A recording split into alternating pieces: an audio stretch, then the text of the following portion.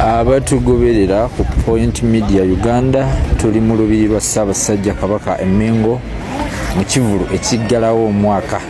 Eky'omulundi guno kyatuumiddwa Enkuuka Masavu 2024.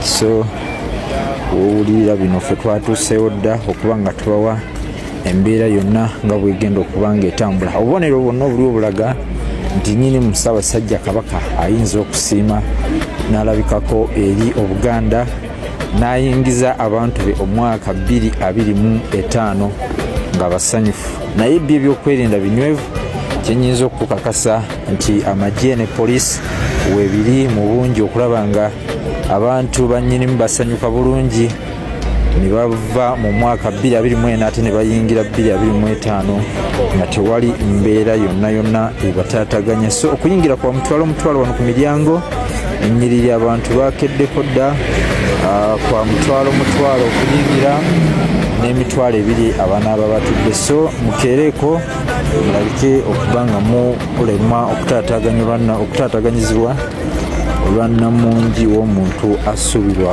okuba mu kifo kino.